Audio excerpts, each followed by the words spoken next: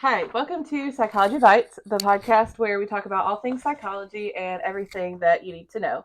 So I'm your host, Heather Edens, and I am with my mother-in-law, Dr. Cindy Edens, who is a licensed psychologist. This is episode 4 for us. So today we're going to talk about personality theories. So just a disclaimer, this topic is a little bit controversial. You probably don't want to have your kids in the room because it's going to be talking about some mature things. But a lot of it is just facts that have come about throughout history. A lot of the theories are not like truthfully believed by psychologists today. They've been discredited or whatever. So this is just for historical, informational purposes. It is still taught in like your psychology 101 classes. And so it is pretty much, like I said, for like historical, informational purposes. So we're going to start with the worst of the worst, arguably. We're going to start with Sigmund Freud's psychodynamic theories and his psychosexual theory of development. So why don't you give us some background about who Sigmund Freud is, why his work is questionable, and why it is not necessarily taken seriously in today's medical world. Hi.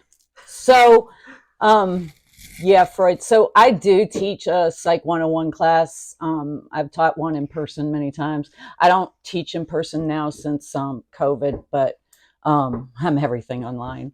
But Freud was always, it's hard for me to like kind of talk about Freud because in some ways, we do still use what he taught us. And it's very important to understand. I use it all the time with clients that have PTSD.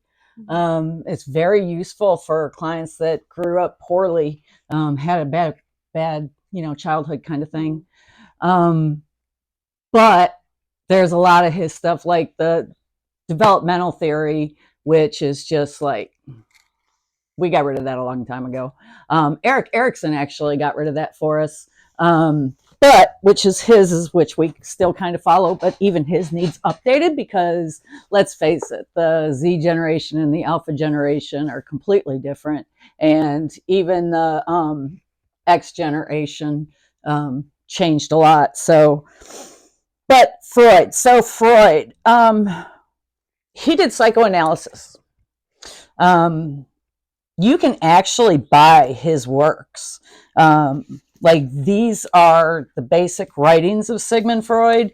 They were translated because he was a Russian physicist. So Freud was German, right? Yeah, you're thinking of Pavlov. Pavlov was a Russian physicist. Sorry, my bad. But at any rate, Freud, this guy edited his stuff and redid it. And then we have the interpretation of dreams. He also gave us that, which a lot of people use, not that it's not psychologists that use it probably, but a lot of other people use it. And so he did a couple theories. The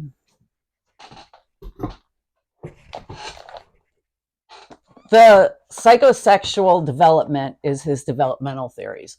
And those are the ones that seriously are questionable. But we have to keep in mind that Sigmund Freud, when he published his stuff and this theory, it was like 6 months after he stopped doing cocaine. Yes, cocaine. And it was legal. He wasn't doing anything illegal, but in his memoirs, the first time he tried it, he said it was I don't remember the exact words. It was like this great thing that, we miss it. And we've missed out on this. And this is such a great thing, hidden to, man and blah, blah, blah. And then 2 years later, he wrote in his journal that it was the most deceptive, terrible thing known to man. And so to his credit, he just quit. But yeah. And then right after that, he developed his theories probably while he was doing cocaine because of the 6 months to try to get published.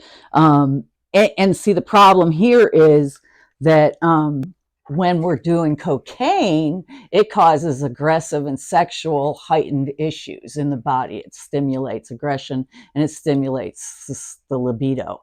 And so his theories are all focused around aggression and the libido, funny enough. And so, yeah. So his psychosexual ones start. I'm not supposed to like get into his. You can if you want to. We don't have to since this is like personality, but doesn't matter. But yeah, so he did that. Well, his belief is that personality develops through our childhood, and that it developed in different stages. So, for example, the first one, which is the oral, and so all babies do is put stuff in their mouth. And he saw that as being orally fixated. And so, you either go through it and pass through and don't get fixated, or you got stuck and you get fixated. Funnily enough, he said that he said that if you smoked or, had obsession with eating or whatever, that this was the root cause. And he smoked cigars all his life. So, like, whatever. Okay, I guess. Okay. So his main like personality theory involves the psychodynamic theory, which talks about the id, the ego, and the superego parts of our personality. And so do you want to explain kind of what that theory is and like the different concepts of consciousness, and how it applies to humans? Obviously, I think everyone's probably familiar with ego, but he split them into 3 different segments. So, if you're familiar with the Titanic, this is Rose and what's his face? What's his name? Jack. This is Rose and Jack on the Titanic, in the epic moment where, everything's wonderful. And that's when they saw the iceberg up ahead, right? And they first saw the iceberg. Well, they could see like a little bit down underneath the iceberg, but they couldn't see all the way down, right? And when we're in a boat, we can see partially down. And so Freud actually used an iceberg analogy. He probably didn't use a Titanic because it hadn't gone yet on its maiden voyage, but we'll use it just for emphasis. So basically, our conscious mind, which is what we're utilizing right now. We're all in conscious talking about something in the present. It's basically your present thoughts, is all above. It's everything we can see clearly. And then this is what he referred to as the subconscious. So, for example, if I ask you what you ate for dinner last night, you just thought about what you ate for dinner last night. And that was in your subconscious. It was information that was readily available to you, and it just pops right up, right? So this is the unconscious, down below, the part that we can't see. And this is the part that Freud focused on. This is the part that Freud said was the basic premise for everything that we do when we're messed up. So unconscious drives. He believed in the unconscious drives and that they drive us. So an unconscious driver might be the fact that we grew up in a household of people yelling. Mom and dad always yelled at each other. And now we have kids and we yell at them. And, that's just carries on. And Freud explains that as just unconscious way of the way that we developed. And so that this is how we respond. And quite honestly, it's probably social learning theory anyway, but we do that. So there's different things that you got to consider with Freud.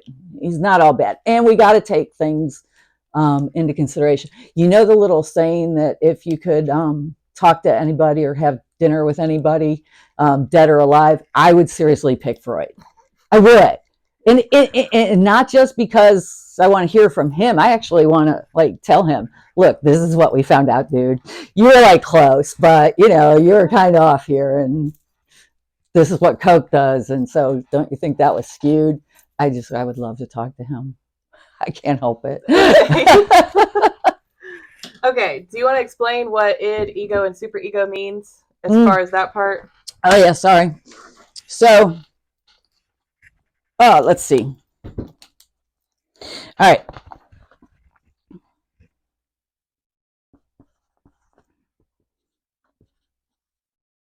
Oops.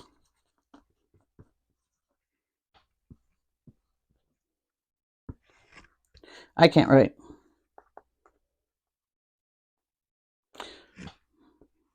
It's fine. Okay. So, our id is in our unconscious. So if we use ice cream as an analogy, say, and there is a YouTube video that can be found about this analogy, actually, if you want to look at it, it's kind of cool. I've shown it to classes before. But so the id is basically our hidden drives, our unconscious drives. They're the me, gimme. So if we're talking about ice cream, the id would eat his ice cream by just getting the whole thing of ice cream and just making a total pig of himself. Okay? So the superego up here in our conscious mind is kind of like our social etiquette part of us, where we say, oh, that wouldn't be polite in society. You don't just guzzle food in your mouth. You have to do it very nicely. And looking at this ice cream, have you ever looked at the back of this ice cream thing? How many calories it has in it? So, you know, like it's not even acceptable, except on very rare special occasions, to eat ice cream because, you know, it's got all these calories in it. So the superego would look at it and like, I don't think so. You know, we better not touch this. And then that's where the ego comes in. And the ego comes in and the ego says, okay, you know, we do have to do things socially acceptably. And we do have to, you know, do things nice and, you know, have some etiquette. And so the ego, the regular ego, will just take a bowl of ice cream, maybe 2 scoops and a napkin and spoon it, you know, and be nice and polite and whatever. Which tells us that the ego is the mediator between the superego and the id. Now, funny, everybody, we could say funnily in a coin a term here. Anyway, the ego is always said when everybody says, oh, he has a big ego, meaning that he is full of himself, right? But actually, that's misquoted and misunderstood. It should be, oh, he has a big id. Seriously, because it's the id that's the me. The ego is the moderator. It's the mediator there. It's like sitting there saying, okay, we can have ice cream. It's okay. We just got to do it a little bit nicer. Okay, and he's like ego stuck in the middle between the two of them. Yeah, I'm just going to show you guys more closely so that you can kind of read it. I know it's a little glared, so you can kind of see the drawing. But anyway, so moving on. So there's 2 other psychologists that kind of play a little bit into the psychodynamic theory with consciousness later on, and those are Carl Jung. Am I saying that right? Jung, okay. And then Erik Erikson. So do you want to describe their theories? So Carl Jung had an interesting past with Freud. He lost his friendship with Freud. They were friends and they did things together and they convened and all kinds of things. And Carl Jung learned a lot from Freud. However, Carl Jung ended up disagreeing fundamentally with Freud and his psychosexual stages. And so Carl Jung felt that the unconscious was definitely the way to go. But he took it in a different direction. So Carl Jung believed that we were born with unconscious memories from intergenerational, like that were just passed on in the genes, certain beliefs and traditions. I think that he just wasn't given social learning theory a chance. Nobody knew about that then, though. So that was Bandura. Anyway. So he kind of went his own way, and he did actually was quoted saying that he lost his friendship for his disagreement with that and the way Freud did it. Freud hurt his feelings a few times by going places and not ever visiting him afterwards. But I guess that's what happens. See, this is why I want to talk to Freud. Okay. Erikson. Yes. Erikson. And Erikson's, learned a lot from both of them, but he also went in a different way. And so he did psychosocial stages of development. And his, honestly, his are still today used. I say that we really do use them. We understand that basically the kids, how they grow up with these fundamental stages. The only part that really isn't, because he identifies how they socially interact. So he starts with that social learning theory kind of deal. But in the end, the final developmental stages, he has like 18 through whatever to get married and, settle down and start having kids. And then, he does older generations too, which Freud, by the way, interestingly enough, he only goes to like 15 or 16. And he says that everybody's the same after that. If you've ever been around a teenager or been a teenager, that's not true. But they do grow out of it. Like, we grow in different stages. And Erikson understood that we do get different stages as we grow older. But because in the day that he was writing that, people did get married by 18. I mean, my grandmother and my grandfather, they got married in, I don't know, the 30s or something. And my grandmother was 18 when she got married to my grandfather, and her mom and everybody was always like, oh, she's going to be an old maid. She's an old maid. She's 18 now and she's not even married yet. She's going to be an old maid. And so that was just the belief of the times. But now, of course, everybody's pushed towards college. Everybody can get an education. And if you don't believe that, come argue with me. But everybody can get an education. Sometimes you got to fight for it, but you can get it. And now we push people towards the education, get us educated. Yeah. Not that that's the only thing in life. And I did just want to know, I looked at the Erikson Institute's website, which is an institution based on Erik Erikson's work, and people can still go to school there and stuff. And they stated that Jung has his in Canada. Sorry. Yes, I looked at that one too. But on Erikson Institute's website, they state that Erikson started his career teaching at a school that was started by Anna Freud, which was Sigmund Freud's daughter. So that's kind of how they have a connection there. He taught at that school before he got more into his psychology work. So can I interject here? So that's something really interesting, because Anna actually did come back because, okay, Freud had the male anatomy envy theory. But he had that theory going on, I want to say, because, but that was his theory. And then basically he believed that little girls want to be little boys when they figure out what little boys have versus what little girls have. And so that was him, not me, Coke. And Anna came back, his daughter came back and said, okay, if that's true for the goose, it's true for the gander. And so, boys have little girl envy theory. And so basically she said little girls want to grow up to marry, or he said little girls grow up wanting to marry their dads. And she said, yeah, well, little boys grow up wanting to marry their moms. And the hard part about that is it was believed for so long, because if you've ever interacted with a little kid, like 3, 4, 5, they're going to want to marry their daddy, or they're going to want to marry their mommy. And that is a thing that they say, but they do not understand the other component to it that he was implying. They just think, oh, I love my daddy so much and he's just the best and we're going to marry him, aren't we, Mom? I'm going to marry him too. They don't understand what they're talking about. And obviously when they get older and they understand more, they, like, oh, no, that's not what I meant at all. Sorry. It's just a love, a bond between child and parent. Yeah. So the next personality theories kind of discuss how personality traits play a part in a person's personality. And one of the most common theories is known as the Big Five.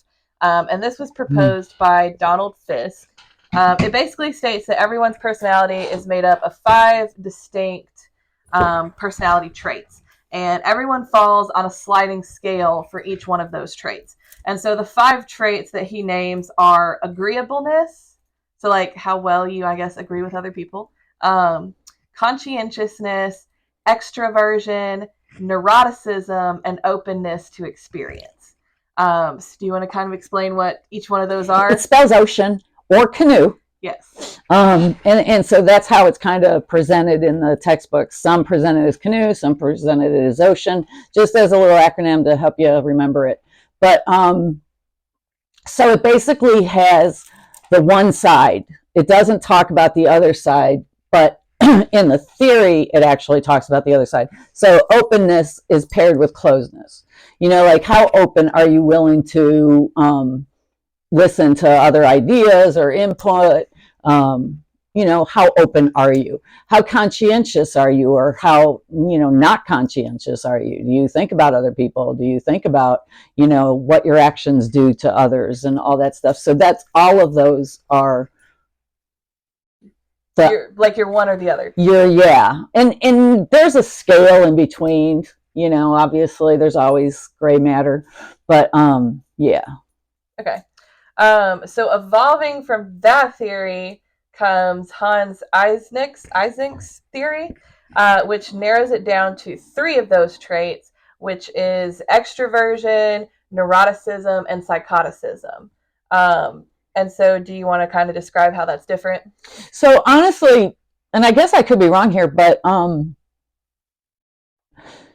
the 5 came after everything. So like Hans came out with that and somebody else came out with like 63 personality traits and they just all went nuts. Everybody went nuts coming out with personality traits based off whatever they were looking at. And so that's when the Big 5 got narrowed down to scope, and that's what was accepted among psychologists. So we used that one. That's our base. But yeah, originally they tried it out with different things. And that's basically, he was the originator, I believe, of the personality traits. And so he started with just those 3. And then as they all talked about it and developed it, we came up with the 5. Yeah. So the next one we've kind of talked about it a little bit in this episode already, but it also refers back to our last episode, Albert Bandura's social learning theory, which people also believe plays a little part in personality development, which again is stating that like your environment plays a role in your personality development. Like the things that you see, the people that you're around, help develop your personality. Yeah. So, a little bragging here. I actually got to email with Albert Bandura. I mean, I guess people email with everybody, but like that was really a big thing for me. When I did my dissertation, I used a test that Bandura had created, and I wanted to change that test, so I had to get his permission. My IRB made me get his permission. And so that was kind of cool, but he was at Stanford and I emailed him there and he emailed me back with permission to use his test and to alter it as I needed. And so I did, and it was kind of cool. I think I gave him the changes that I made and he approved it or whatever. And also I studied underneath Aaron Brennan, who worked directly with Aaron Beck. And both Bandura and Beck focused on the cognitive, the thinking part of everything. And Bandura's social learning theory was all about that, yes, that we learn from our families. And you know, it's funny because if you think about it, after you have kids and you start getting stressed because life, you know, anyway, that's another story. We can actually fix stress if we try. But so everybody gets all up in their heads and they get stressed and whatever. That's when our parents come out of us the most, because that's when it's an automatic behavior. And when we're stressed, we don't think very well. And because we don't think very well when we're stressed, we're way back here in our brains when we're stressed versus our frontal lobe, which is where our cognition stems from. And so we're way back in the fight or flight in the medulla. And so we're like, you know, and you can't kind of get to it. You can if you practice anyway. That's for another story. But yeah, so when you can't think very well, you just respond. And what you're responding to, we can pull it back into Freud here, is that unconscious, those unconscious memories. And that's how we learned when we were growing up. But according to Bandura, it's different than just carrying those unconscious memories and affecting our behavior. We actually adopted them while we were young and thought through it. We need to get a brain model that we can show them and like point to. Oh, I do. Well, it's paper, but I have a 3D paper one that I used to show to classes. We need okay. Anyway. Chapter 2 is always the brain. But so another theory is kind of rooted off of behaviorism, which we talked a little bit about in our last episode also. But so another researcher and psychologist of behaviorism, Julian Rotter, believed that human behavior is motivated by the expectancy of rewards or punishments. Do you want to talk about that? Well, but Skinner kind of took that over. You know, Skinner's the one that ended up popular on it. Women didn't get much credit. Same with behaviorism and Reiner. She didn't get credit with what's his face? Come on. You know, behaviorism. Come on. I don't remember right now. Anyway, they can Google it. Oh, it drive me nuts though. Sorry. Anyway, so Skinner did the whole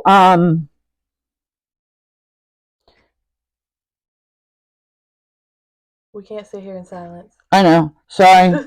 It'll come right up. Or not. God, what was his name? John B. Watson. Sorry. All I had to do was see it. John Watson. So John Watson kind of took that over, but that ended up as the classical conditioning, and Skinner kind of took that over. It was a man's world. And quite honestly, speaking of, women weren't even involved in studies until the 90s, 1990s, that is, which is why we have such skewed information. But that's another story. So, yeah, behaviorism is more about the reward and punishment. And you all use that. We use it for our dogs, to train our dogs. We use it to train our kids. We talked about that before. So yeah, and like same way as an adult going to work. You go to work because you expect to get paid. Yeah.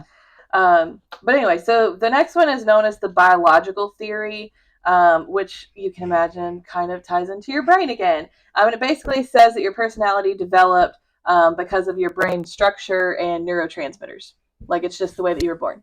Well, and two, the biological theory is the one that the psychiatrists get. That's their lane. I like to stay in my own lane. My PhD, for the record, in psychology is in educational psychology. I like to teach. See this.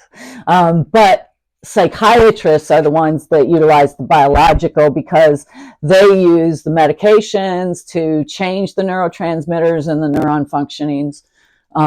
And so that is considered the medical model also. Yeah.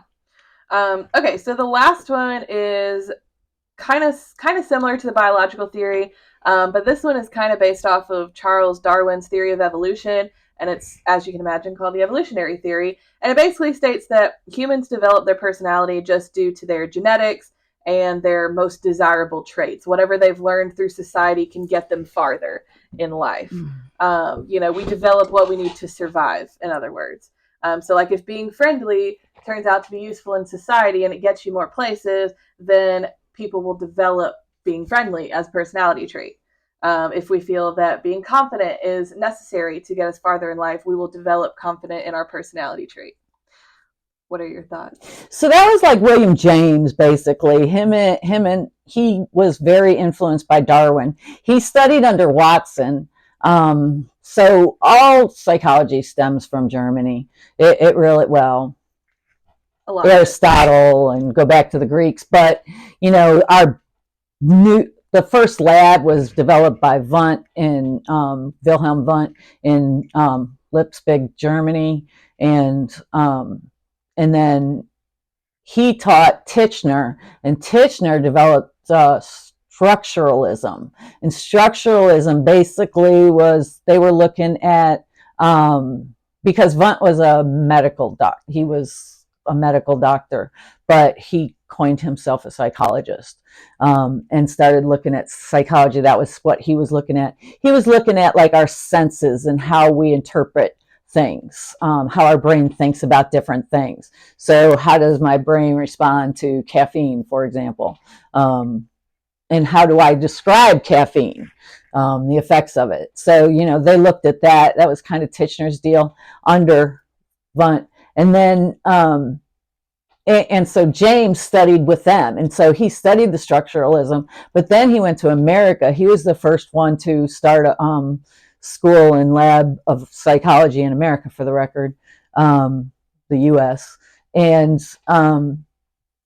then he was influenced by Darwin. And so he came up with what he referred to as functionalism. And so basically that was, we respond to our environment.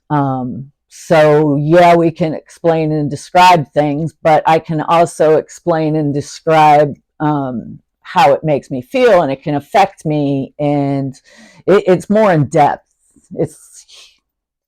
Structuralism just looks at how we think about something, but functionalism, like how we interact with it, how we interact with the world, and how that's affected. So like not evolution, but adaptation. That was very much considered adaptation. They looked at that. Yeah, if you hear dogs barking, our dogs are barking in the back. Children. It's fine. But that pretty much covers the personality theory discussion. If you guys have a favorite one, or if you want to hear more about that, let us know. And so thanks for joining us for episode 4 of Psychology Bites. Next week, we're going to talk about relationships and different things about love. We're going to try to have some guest speakers, hopefully, if everything works out. We're going to try to have some guest speakers for that episode. But so keep a lookout for that. And post any questions you have. Yeah, let us know if you have any questions. Have a great week, everybody. Thanks for joining us.